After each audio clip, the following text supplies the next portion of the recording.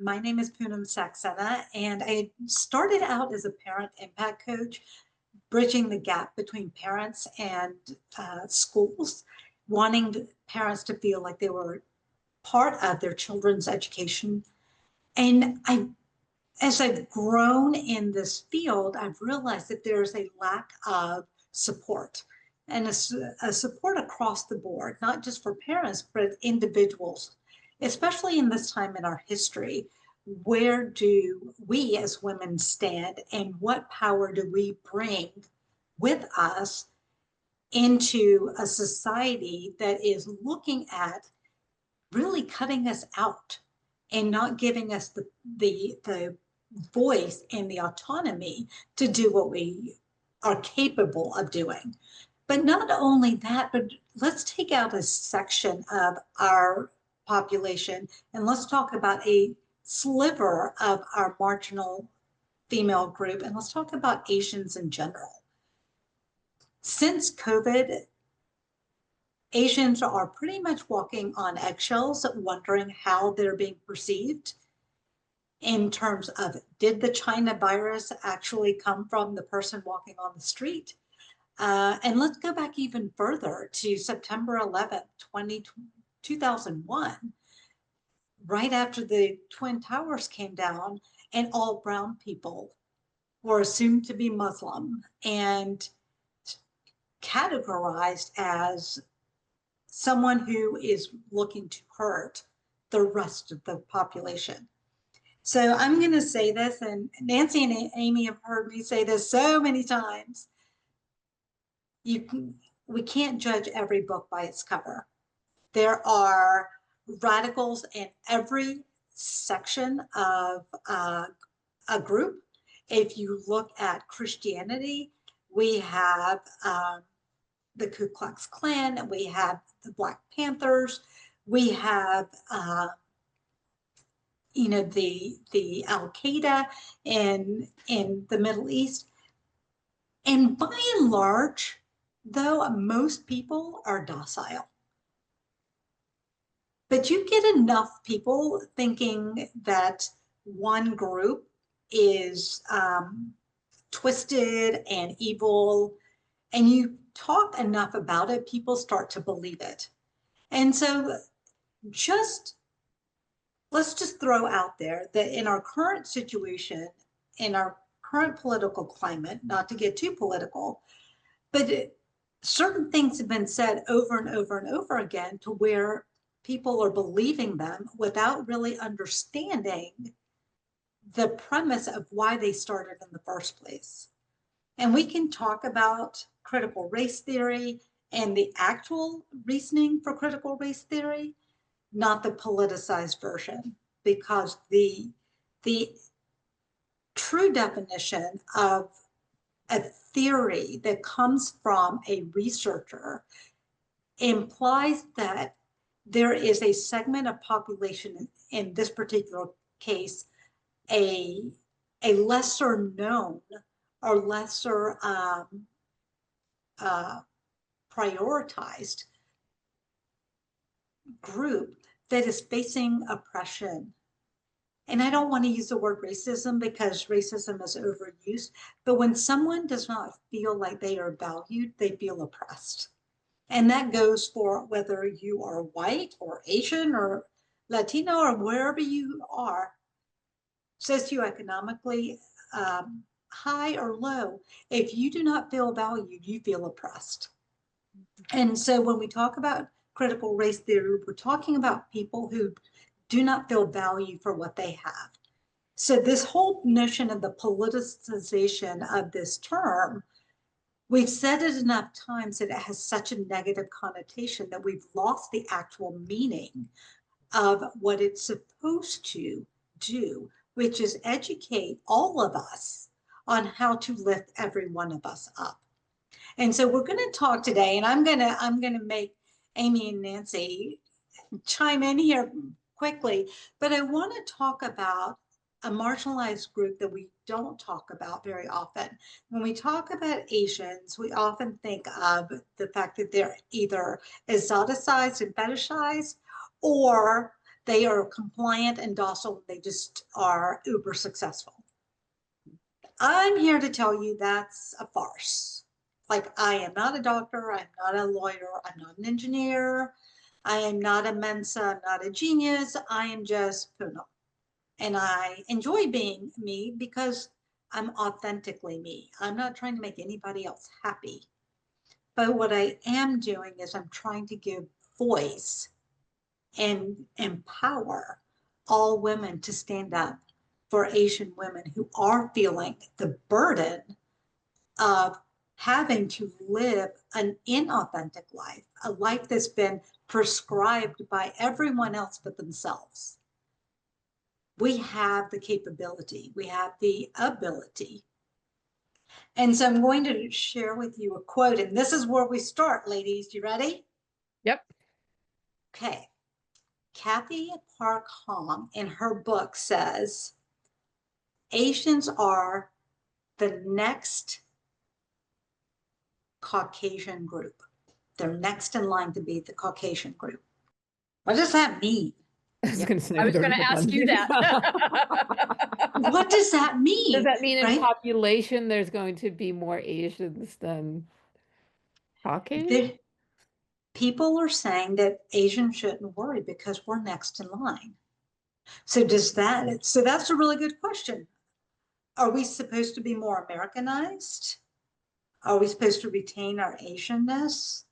Are we are outnumbering every other ethnic group just by sheer population. But what does it what do we gain from being second in line? I mean, I feel like the spare, right? Are we spares? Yeah, I mean, that's what I was going to say. That's my reaction to it is like, oh, Caucasian is the ultimate goal. And Right. so you're almost there, kids. If you're just a little bit more pasteurized, then you too can be a Caucasian. Right. Yeah. You're so close. But so it's head scratching because I've been listening to this book and I'm like, okay, the only thing I can think of is that we're next in line. Mm-hmm. So does that mean that whites are willing to give it up to Asians? Does that mean that once we attain some level of white assimilation that we have arrived? Is being American better than being Asian? Like what? And this is the crux of how do we support Asian women when we don't even know? Right. And does this mean that Asians are a threat to Caucasians? And so are you the next group that's going to be even more vilified than you already are? Well, we didn't Right? want a half Asian president, right? Right. Right. And so it goes back to And can I add to that? I sure. also feel like she downplayed the Asian part of her Mm-hmm. persona. Heritage. Yeah. 100% Mm-hmm. because she needed the black vote, Right. but she really needed the Asian vote as well. Yeah. Because Asians in general are Indians, at least I can say, we're very frugal. Frugal's a really good word Mm. with our resources, money, clothes. We're not spendthrifts, Yeah. and so you really need that fiscally conservative person. Mm-hmm. You have to appeal to them because let's face it, that's what the Conservative Party used to mean. Right. Right. Was that they were fiscally conservative. So I go back to the question of what does second in line mean? And I've been throwing this out in my head going, if we're second in line, that means we lose our culture, we Mhm. lose our connectedness, we lose our ability to be innovative thinkers. Mm-hmm. Because if we comply with the Western view of education and hierarchy, then we really shouldn't have to do anything, right? We just tell people what to do. And so it just has this one sentence in this 5-hour book has just stopped me in my tracks, because I've been trying to figure out how do we, me too, you and anyone else who's listening, how do we even support a group when we don't even know what is needed? Right. Right. I also think that the AAPI category is so massive. Mm-hmm. And there was even a country the other day that I was like, that's AAPI. Oh, I didn't realize that that would be included. I can't remember now where it was. India. No, that one I had figured out. But Some people haven't. yeah, I know, that's true. But it's so expansive and it's so, I mean, no one group is a monolith. Not all Black people are the same, not all Mexican people are the same, or, Italian people are the same. But when you're looking at the AAPI category in general, it's like there are so many different cultures just from a perspective of the countries that people come from. Mm-hmm. So Asia is comprised of more than 40 countries. I mean, that's insane. So we are categorizing 40 countries with one set of characteristics. Right. And it's not possible, because you have the high achieving, mainly high achieving academic high achieving, right? Countries. And then you have those that are just struggling. And not that every country isn't struggling, but when you look at the general populations, how can you put a high achieving GDP country in the same category as a low GDP country? And then you bring them to America, and we don't take the time to sit back and learn about what they need, because we assume that the model minority stereotype applies to all of us. And so we miss such a large opportunity to be the best country that we can be, because we haven't, instead of expecting us to all assimilate in the same way to the same degree, we haven't taken the time to take all those good things away from those values and traditions and beliefs that these immigrants are bringing in. When the national food of the UK is tandoori chicken, that doesn't say a whole lot, right? Yeah. So we don't take that broad approach, especially here in America. I feel like we're even more isolated, because we're a land mass that's isolated, and we don't have an easy connector to any other um, vastly different culture. Yeah. And I would say Mexico is obviously the closest, but in Europe, you can be in a different culture in a matter of hours, whether you take a train to the next state or the next country, or you go 8 hours and you're in India or in, Pakistan or wherever you want to go. It takes a little more effort here. So I wonder if that the physical isolation of the country by land has changed the mindset of how we support our immigrants. Yeah. Huh. That's really interesting. Yeah. I mean, I think certainly there's a contingency in the country that is become more vocal about the fact that the white race is superior, and that has been true of people, certain people historically, but now they've been given the okay again to be really out and vocal about it. And so I do think exposure to other cultures helps people understand someone else's experience Yeah. more easily. I mean, it's why we are always amplifying, letting people tell their own stories, not filtered through our experience, because we haven't lived those experiences, but we're curious and we want to know and we want to understand and we want to find ways to be supportive. But there's a bigger barrier, I think, to people out there right now who feel that same way. I think there's a larger public contingent that you don't need to want to understand other people and where they come from and what their needs are. Again, not even from a political perspective, but just Facebook. I think, a lot of this started from, in my perspective, from something like Facebook, where it was like kind of feel anonymous because you're saying it on a computer.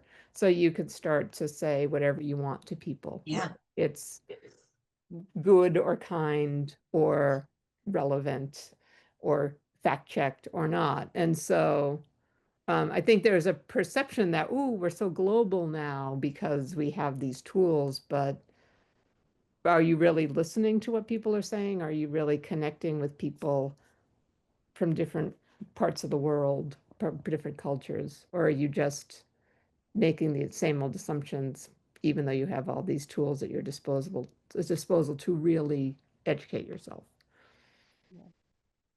Yeah, I feel like, your point about in Europe and in that area, you can go from one culture to another easily. And what's a shame to me is the missed opportunity of the United States, because it's all here. Like you can, you don't have to go to another country to meet those people and be exposed to those cultures. We're all here, and that's the beauty of this country. But as Amy says, it's like we're going backwards more and more. People don't want to learn about other people, and that to me is that's the key, right? That's when you asked, how do we support one another? I mean, to me, the first thing you have to do is listen. You have to learn, you have to hear their stories, you have to humanize people and understand what they're going through. And if you're not willing to hear those stories, then I don't know how we fix the problem. Do you remember when you all did the I'm Speaking Yeah. event? And I mean, I still think about that event all these years later because it was such an impactful story for me to tell. Yeah. But the first thing I said was, we have to start listening. And we've forgotten how to listen. We don't have to listen because we sit behind these screens and we can scroll on material that we find interesting, and we can completely ignore the information that we don't. I don't ever read, well, I won't say I don't ever, I try not to read things that upset me. And those are things I don't agree with. And so it's so easy for me to do, but I need to have those conversations with people I disagree with or I don't understand, because they may have a rationale or an experience that I can't relate to, but I can have empathy for. Absolutely. And so when we talk about how do we start to support each other, we have to provide an education, a system that is global. We can't be a globally competing country if we don't understand global policies and history and experiences. History is not a linear story. It is a multifaceted story. And so if you read about India's independence in 1947 from the English side, from the British side, is vastly different than it is from the Indian side. They're two factual stories, but told from different experiences. And so we have to look at how we support someone by looking at the whole person and not just the intersectionality of a person, right? Yeah. It's not just that I'm Indian and you two beautiful white ladies are sitting in California and I'm sitting in DC, right? That has nothing to do with it. It is the fact that when you strip all of this physicality away, what are the intersectionalities of our beliefs and our cultures and our values and our visions and our future? What does that look like? Yeah. Because that's where all the commonality is. The thing that just popped into my head is Dolly Rivera, who, if we haven't introduced you to Dolly, we need to. Dolly Rivera, who's one of our power passionistas. The first time we met her, she was out here in LA, and it was right before Christmas. And I remember we had our lunch conversation ended up being completely about the food we ate on the holidays. Oh, And she's from Nicaragua, her, family is from Nicaragua. Our heritage is Italian. And so we just had this amazing conversation about like, oh, I've never heard of that food. What does that taste like? How do you make it? And it had nothing really to do with who she was ethnically or who we were ethnically. It became about the rituals and the practices and the things that we got excited about and passionate about. And it always sticks in my head as like that kind of conversation. Like you forget where you instantly forget where the person is from, but you want to know more about what their lived experience is. absolutely. And And I food think is it's a so simple, like something like food. It's why a show like Anthony Bourdain's show was so great. Like everybody has their food that brings back those memories. Okay, so what's you connect on the food and then you can have the bigger conversations. And I feel like the more we can get specific about things like that and really get to know, ooh, that's a custom that you have. right. You get to know the person more and you also see I heard the guy who created Everybody Loves Raymond talking recently, and he was like, the reason that show worked is because it was so specific to Ray Romano's experience that you would think that it would alienate people that hadn't lived that experience, but instead it really allows everybody universally to connect to it on some level because it's so specific. Yeah. And Yeah. I feel like those are the kind of conversations that we all need to have that are like strip the politics out of it, strip the stuff that gets people worked up. What are the human elements of your existence that are so specific to you that I can relate to it? And it's interesting, I hear all these stories about, oh, I have to go to my in-laws' house for Thanksgiving, or, oh, I'm dreading the holidays. I have, all the kids are coming home. And I feel bad because I look forward to it because I think, oh my gosh, we get to go and do this and we get to go do that and we get to sit and talk and we get to reconnect. But I also wonder if that's the piece that's missing currently in our society here in America, is that we haven't prioritized our families enough, because the system is such that everyone has to physically go to work to earn a living to be able to live. And so back in the 50s, 60s, and 70s, you could survive on one income. Yeah. You can't do that anymore. And so that family dynamic has changed over the last 40, 50 years. And people are so spread out, like because you're following those jobs, you have to go where the jobs are. And so, we have 5 children in our family. Amy and I are the only ones who live in the same state, Wow. Yeah, so and people used to live in the same house. Think Yeah. of Yes. our aunt lived with our grandparents. yeah.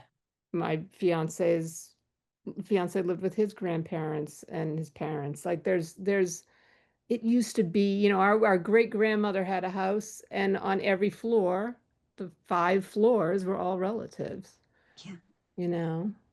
And we've lost that. And Mhm. I think that's a huge part of where that support has been lost, because we used to be neighborly. We used to take, a pie to our next door neighbor. I remember my mom would make Indian food and she would make enough to feed half the street. And we're like walking around with, chicken curry down the street.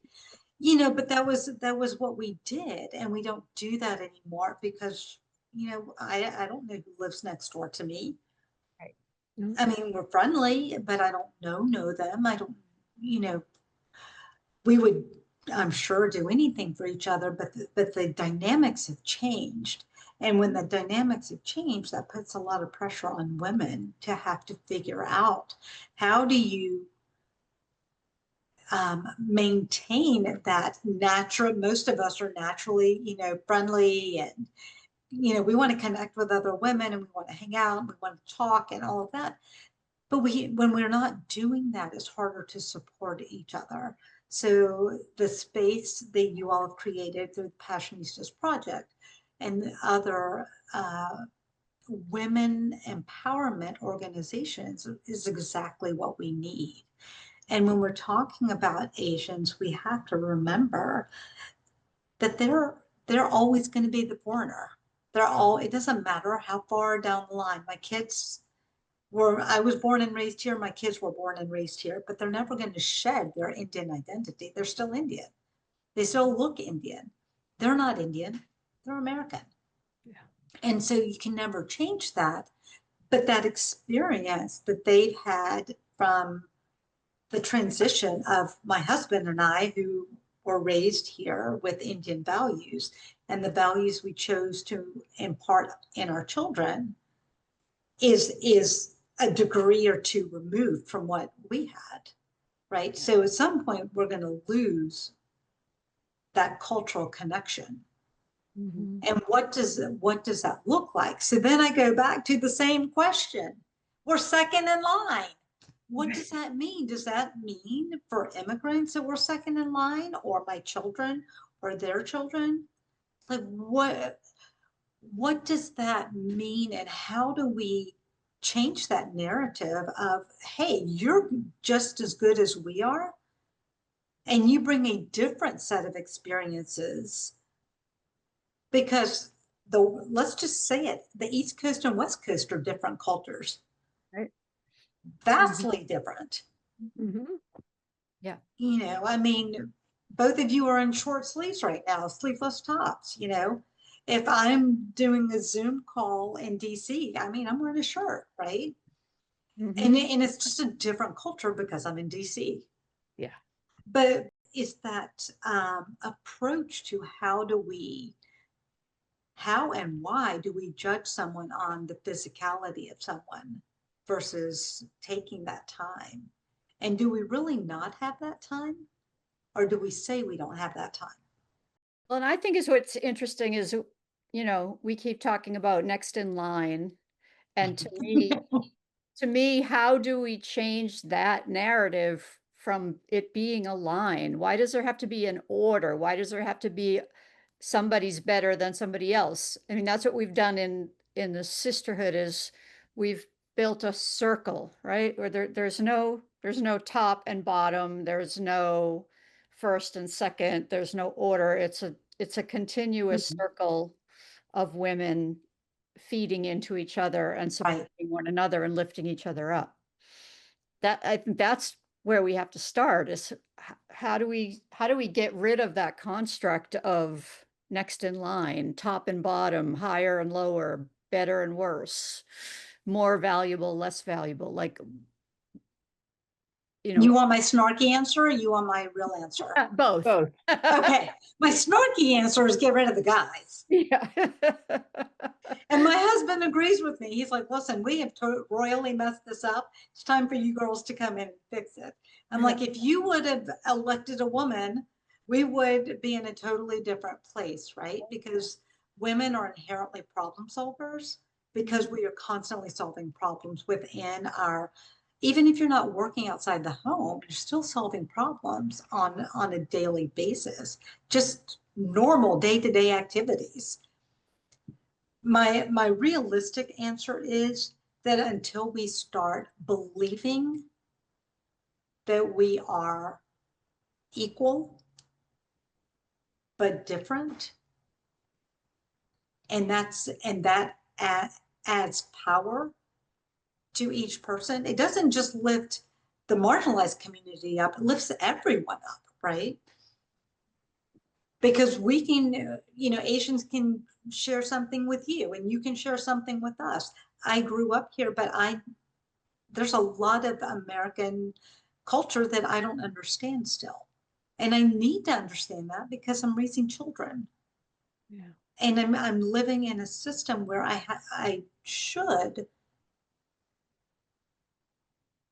be willing enough to adapt enough without losing my identity. And you can learn about the Indian culture, the Asian culture, the Nicaraguan culture without losing your experiences and your beliefs. It's not a matter of losing, and you're right, Nancy, it should be a circle because it's not losing anything. It is making that circle stronger and tighter and more homogenized in our differences. And that's where I think we're missing something, right? We're missing something. And how do we change this, heir to the spare to the heir mentality? Because if Asians are spare to the heir, what are the Latinos and the African American community? And I mean, So I have a let's question for you. yeah, How do you straddle that line in your day-to-day life? straddle the line of being both. Of not losing your culture, but like you said, like you need to be aware of the American culture, ingrained in the American culture because you're raising kids, but you also don't want to lose your personal culture. How do you personally straddle that line? I prioritize what's important to me. To me, my family, not just my children and my husband, but our parents, our siblings, their families, my family in India, they are all an integral part of my life. So there's not much that's going to break that.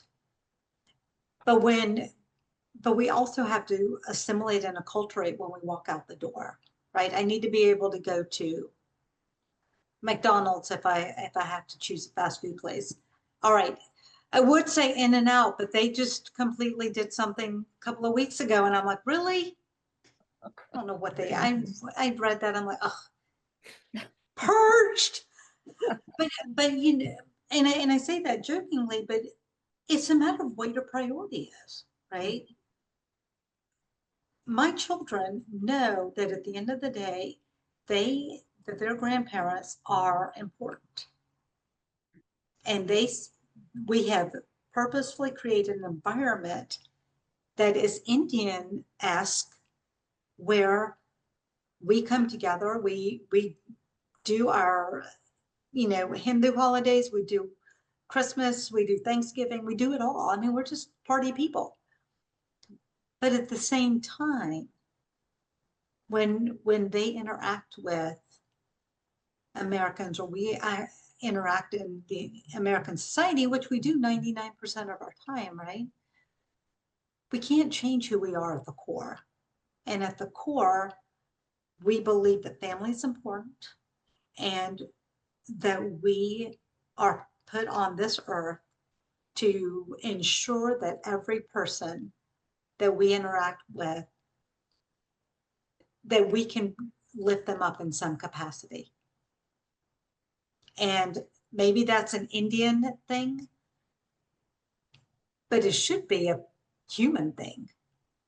I don't really know why we have to categorize it by culture. should just be a normal thing. And so the balance comes in and not losing your true identity of who you are, the characteristics you're not willing to give up. I'm not willing to give up my empathy, my compassion, my ability to help someone. I don't care if I'm in India, I don't care if I'm here, I don't care where I am in the world. And so when we talk about supporting Asian women, we need the same thing that everybody needs: to be seen, to be heard, to be validated for our experiences, and that a lot of times our stories are shrugged off as not important, or you don't know, that's just not, it's not a big deal. It is a big deal. If someone is struggling, it's a big deal. If someone is feeling oppressed, it's a big deal. It doesn't matter what they look like, where they came from, what language they speak, whether they eat peanut butter and jelly sandwiches or they eat at Michelin star restaurants. It's just a humanity thing. And at the end of the day, I mean, that's how I feel. And when we talk about this hierarchy, it's no different than patriarchy, right? We don't like the patriarchy. We don't like being told by men what we should do. I'm not saying we shouldn't listen to them. So anybody listening, that's not what I'm saying. I'm saying that they have a viewpoint and we too have a viewpoint. And we, just as they, should be able to make our own decisions, and they can be different. But it doesn't mean that you lose support of your male family members or your male friends because of your differences.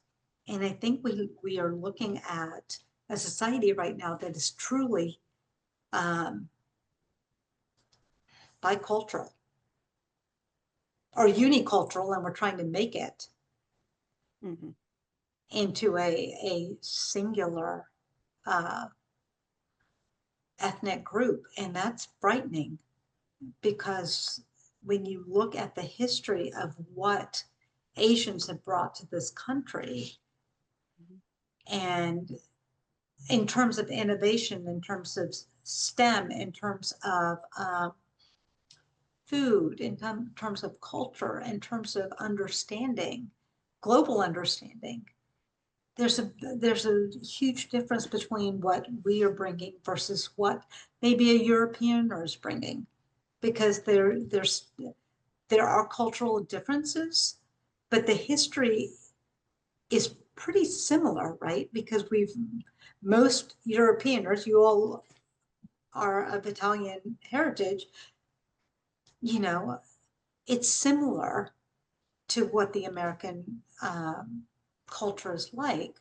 And so it's something that we have to think about, where visibility doesn't necessarily mean color. Visibility means voice. Visibility means ability. And visibility should mean support to succeed at whatever you want to be able to do in an environment that is not constantly, and I don't say that for women in general, this is, and maybe that's not the right term, but that are constantly having to overcome the same barriers day after day after day after day. Every day you wake up, well, I'm Indian. Okay, what can I do today? Yeah. You know, oh, I'm, you know, let's just take Puerto Rico, for example. I mean, gosh, they're a territory of the United States. Every day they have to wake up and go, I'm Puerto Rican. What do I have to overcome today? Never mind that I'm a US citizen. Never mind that, you know, I can vote in this country. Never mind that I have a voice that should be equal to every other American. And yet every day they wake up and they're like, well, here's the next hurdle. And it doesn't need to be like that, because I think women in general are not like that. I can't say that about other people. But I think women have that capability and that power. And I think they also have the desire. There's so many women I talk to that say, I want to, but I can't. What do you mean you can't? Well, my husband won't let me, or my boyfriend won't let me, or my dad won't let me. And I'm like, okay, we have a lot more work to do. Yeah. Because until we break the patriarchy, we're not going to break anything else. We have to break the cycle that men in general use their physical stature to, I don't want to say overpower because that sounds bad, but use that to their advantage, where we are smaller and, we have a softer voice and we have a little more compassion. And so we're not taken as seriously as some of the men, and that's a good thing, because we should be different. We should bring, just like we're talking about the differences in culture, we should be talking about it in a different lens as well, where we're talking about men and how difference is a good thing. Being unique is a good thing. And just because we don't agree doesn't mean that there's not something to agree on, but we have to be able to sit down and talk about it with an open mind. Yeah, and I think like we were saying earlier about people listening to people from different, backgrounds. I know from my own personal experience that the men in my life are very supportive, very nurturing, wonderful, cheer us on. Mm-hmm. But for example, I was on a call with a man. It's water, Nancy. I just want you to know it's water. A rum and coke. There it is. Wink, Yeah, wink. rum and coke. Wink, wink. I was on a call with a man in my life who's very supportive, and we were on this group chat about a organization that we were helping out.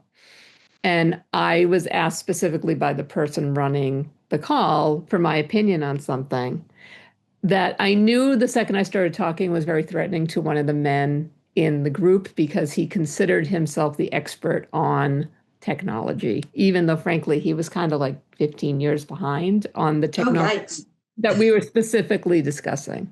So I was giving my opinion and he jumped in and interrupted me. And normally I would do what Nancy's heard me a million times, and which you will appreciate. And I would say, I'm speaking. But I let it go because I didn't want to ruffle. It just wasn't worth it to ruffle the feathers. And he finished. And then I was asked another question. And I started speaking again. And he cut me off right away and started talking over me. And we got off the call. And this guy I was with said, what was that? And I said, well, that's what it's like to be a woman often in a business situation.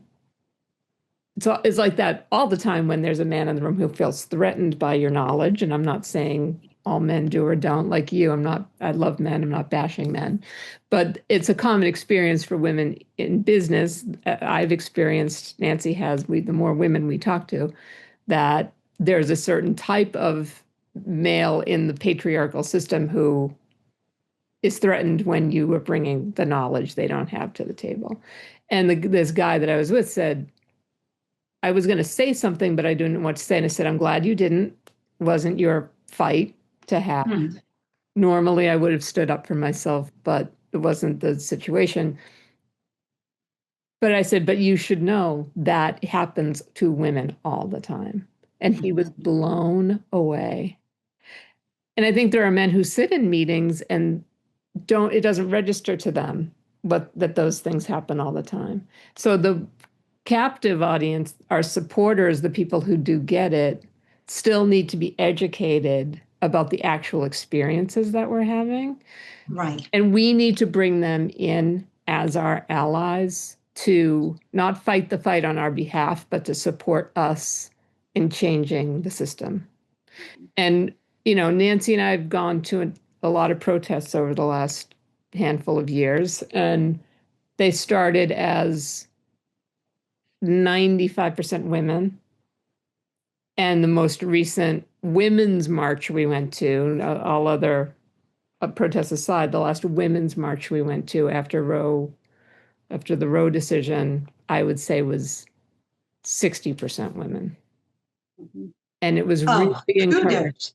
really encouraging to see that men, now part of that is because it impacts them now too. This is now an issue that, oh, wait, that's going to have an effect on me now that that's happened. That's fine. Whatever gets them to the table, Right. welcome to the table. Now let's talk about all the stuff that we need your support in changing. So we're not going to do this just alone as women fighting for No, our rights. no. And we need to And and get them to listen to what our issues are. well, and I'll add to that, in America, men have that ability, right? In Europe, Australia, but when it comes to Asia, most men are not going to get out and protest. You have to find a very secure Asian man who's going to say, "I'm going out and protesting Roe," and it's going back to the centuries of patriarchal and hierarchical systems that have been in place. And I feel like the men in my life are my little guinea pigs. And my father is very traditional, and he's very traditional in the patriarchy piece. He's very liberal, and go do whatever you want. You're your own independent person. But he's also the person who's like, Punam, will you give me a glass of water? And I'm like, what do you mean, can I get you a glass of water? I can, sure. And I mean, I tell that story all the time, and he's totally fine with it. But the point is that I've spent a lot of time trying to explain to him that, you have to look at all that women do. My mom worked the whole time we were growing up. She's the only woman in her generation in our family who worked a full-time job and ran household and in a foreign country, right? And went to school to get her degree. So I tried to explain to my dad, I'm like, think about all that she did. Like, it's mind-boggling now that as an adult, I'm looking back on it. And said, you have to realize that women have a lot on their plates. And I think it's when I had my first child, and he saw all that I was doing because he was coming and staying for a week or 2 weeks, and he wasn't having to go to work. He's like, wow, I didn't realize you guys did all this. I'm like, yeah, Dad. And I said, Got done. well, and that's when I realized that if you've never experienced it, and you've never seen it, and you've never taken the time because you didn't know it existed, then how can you learn? And that goes for men, that goes for women, that goes for everyone, right? And so I now tell him all the time, I'm like, you're almost where I need you. Because, I've chiseled away at this whole patriarchy thing. But it's so important for us to continue having a conversation, because until we have those conversations, and they need to be hard conversations, they don't have to be ugly conversations.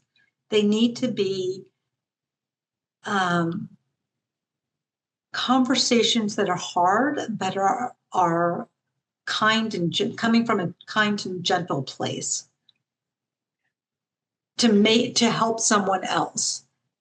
And I think there's a lot of merit in that. And tell my husband too, like, he's almost there. We've been together 34 years next week. We're almost there. But it's a matter of wanting to, and it's a matter of prioritizing it. And until we can begin to prioritize all women, both of you, me, every single woman who lives on this planet, those who are oppressed, who feel oppressed, and those who don't. Oppression is a feeling, right? Yep. I mean, they're physical oppressions, but most of us feel emotionally oppressed. And that's something that we have to continuously work on and talk about. And I think we have to hit it head on because no one's doing it for us. Yeah. There's nobody behind us. Do you see anybody behind you guys? No. Nope, they left. They left. So we have to have these conversations. But Asian women, I will say, have a particularly unique story in that the language is an issue. Even if you speak English, language is an issue. My mom still gets asked if she can speak English. They ask me, they're like, can she speak English? I'm like, she taught second grade for 15 years. Yeah, she can speak English. Ask her. But she wears the salwar kameez and she wears the bindi and all of that. So they think she just came off the boat. And I'm like, no, she taught for 15 years. Don't insult her by asking me. If you can't take the time to say, can I help you? Then that's not on me. That's not on her. And so we have to find ways to connect and not let those deterrents that we have so far be deterrents. Language, food, clothing, mannerisms. Peel all that back. I bet the intersectionality of our identities are pretty similar. Mm-hmm. Yeah. I have a question for you because we are strong believers in the fact that we should listen to each other, we should learn from each other, but that it's also not, let's say, your responsibility to teach everyone in our community about the experiences of women in the giant AAPI community. And that it's upon each and every one of us to then go and get further knowledge so that we are not being a drag on the people who are kind enough to share their wisdom.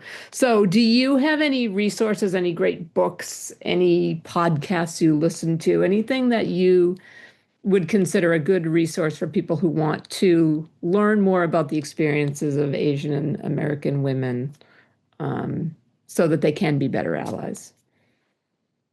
The last 2 years, I have focused solely on listening to Asian authors, reading Asian books written on Asia by Asian women. Yeah. And I've learned so much, not only the similarities and stories, but also the historical aspect.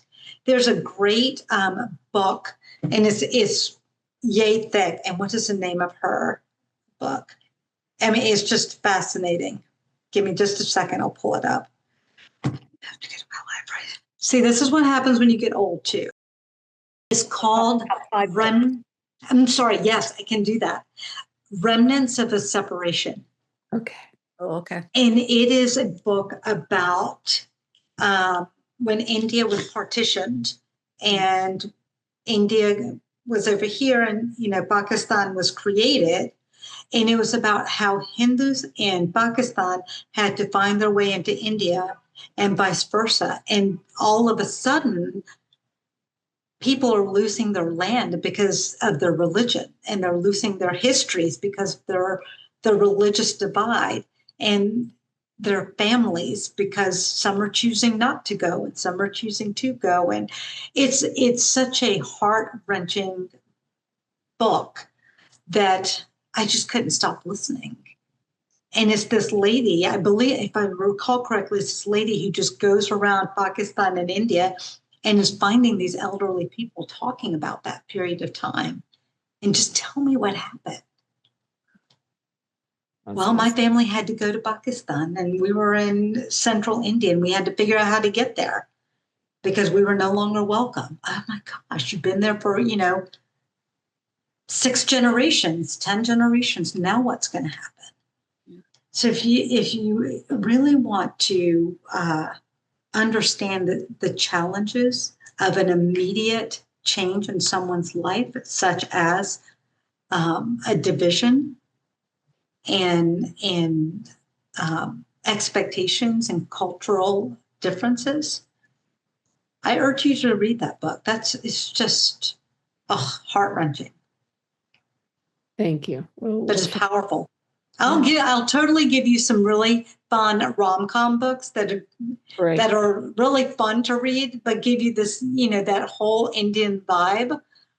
Yeah, I've got a whole list. Okay, good.